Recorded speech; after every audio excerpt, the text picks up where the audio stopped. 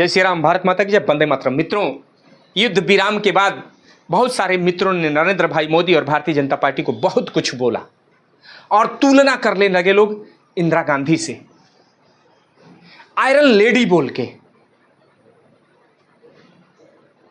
युद्ध विराम हुआ तो मुझे भी थोड़ी देर के लिए बुरा लगा, लेकिन सब कुछ समझने के बाद यह लगा कि अभी आप विकास के रास्ते पे हैं। जो मेरा काम था उसको हम सभी कर चुके, विकास के मार्ग पे दौड़ा जाए। ये विराम ही जरूरी था, क्योंकि विकास और युद्ध दोनों एक साथ नहीं हो सकते।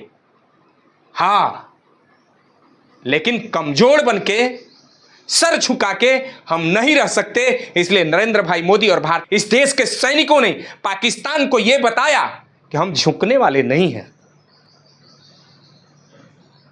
युद्ध विराम लगा और देश, बहुत सारे लोगों ने लिखना शुरू किया कि मोदी ने हम सभी को झुका दिया, मोदी ने भारत को कमजोर कर दिया, हम इसके लिए मतदान नहीं किए थे, तुमसे अच्छी इंदिरा गांधी थी। अरे भाई, इंदिरा गांधी और मोदी एक नहीं हो सकते, और भारत में नरेंद्र बार बार नहीं आ सकते। 1863 में कोई नरेंद्र पैदा हुआ जो शिकागो की धरती पे जाकर के भारत की संस्कृति और संस्कार को बताने का काम किया, और 2014 में कोई नरेंद्र 2014 में कोई नरेंद्र भाई मोदी के रूप में हम सभी को प्राप्त हुआ है। तो इस देश के यशस्वी प्रधानमंत्री जो भारत के लिए जीते हैं और भारत के लिए ही मरते हैं। कुछ भी बोलने से पहले विचार करिए। आइए थोड़ा सा मैं बताता हूं 1971 में जो युद्ध भारत और पाकिस्तान के बीच में हुई थी। 1971 की युद्ध को हम सभी ने जीत लिया था। इंदिरा गांधी उस समय प्रधानमंत्री थी। पाकिस्तान के पूर्वी क्षेत्र को काट करके बांग्लादेश बनवाने से अच्छा था कि भारत में उसका विलय करा लिया गया होता, लेकिन इंदिरा गांधी ने एक दूसरा देश भारत के दुश्मन के रूप में खड़ा किया, और जिसको नाम दिया गया बांग्लादेश।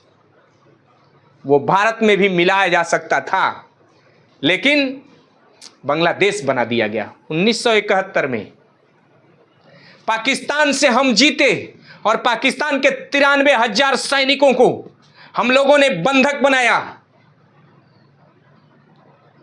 और बंधक बने हुए सैनिकों को सजा देने के बजाय, उनकी इंक्वायरी करने के बजाय, उनसे पाकिस्तान के विषय में जानने के बजाय, उन्हें हम अच्छे अच्छे भोजन दिए, उन्हें रहने की अच्छी सुविधा दिए, और लास्ट में उन्हें बिना किसी प्रस्ताव का हमने छोड़ दिया। हम चाहे होते तो उस समय भी POK पाकिस्तान से मांग लिए होते, ये प्रस्ताव रख दिए होते कि मेरा POK वो कश्मीर मुझे वापस कर दो, उसके बाद अपने 93,000 सैनिकों को मांगने की बात करो। लेकिन इंदिरा गांधी ने नहीं किया, और बिना शर्त 93,000 सैनिकों को वापस कर दिया। युद्ध के समय, भारत पाकिस्तान युद्ध के समय 54 हमारे एयरफोर्स के सिपाही सैनिक जो गलती से पाकिस्तानी सीमा में पकड़ लिए गए थे, 93,000 सैनिकों को वापस करते समय, जिन्हें आप आयरन लेडी कह रहे हैं, उस आयरन लेडी ने पाकिस्तान के सामने यह प्रस्ताव नहीं रखा कि मेरे 54 एयरफोर्स के सैनिकों को वापस करो, उसके बाद मैं तुम्हारे 93,000 ये सैनिक वापस करने वाली हूं। नहीं मेरे मित्रों, कोई ऐसा प्रस्ताव नहीं आया।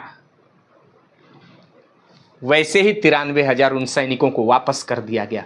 जानते हैं वो 54 जो हमारे एयरफोर्स के सिपाही थे, सैनिक थे, 40 वर्षों तक पाकिस्तान की जेल में चक्कियां चलाते रहे, लेकिन कांग्रेस रूपी सरकार एक बार उन सैनिकों को छुड़ाने का काम नहीं की।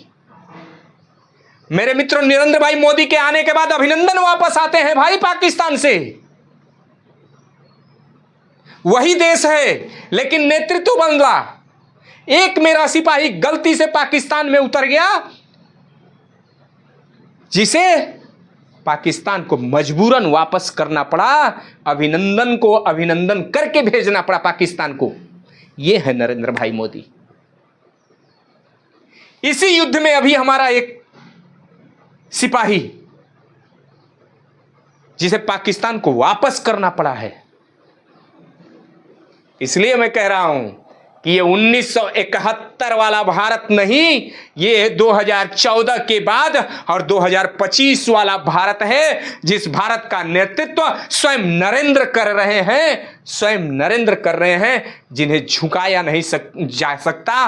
और उस नेतृत्व करने वाले के अगल बगल में एक ऐसी फोर्स तैयार है, एक ऐसा जुनून तैयार है, एक ऐसा जज्बा तैयार है, जिसे भारत की थल सेना, भारत की नेवी और भारत का एयरफोर्स कहा जाता है। रार नहीं ठानेंगे, हार नहीं मानेंगे, काल के कपाल पे लिखता और मिटाता हूं, भारत के लिए जीता हूं और भारत के लिए मरता हूं, ऐसा हमारे सैनिकों ने बोला। ये युद्ध हम सभी जीत चुके हैं, लेकिन मेरे मित्रों, जिस बहम को हम पाल के बैठे थे और नरेंद्र भाई मोदी के सामने इंदिरा गांधी को आयरन लेडी बोल रहे थे, आयरन लेडी बोल रहे थे, उस आयरन लेडी और कांग्रेस को जानने की भी कोशिश करिए। कांग्रेस ने सत्ता को चलाया है, लेकिन भारत के विकास के लिए काम नहीं किया। कांग्रेस ने सत्ता को चलाया है, लेकिन भारत के स्वाभिमान की रक्षा का पे काम नहीं किया।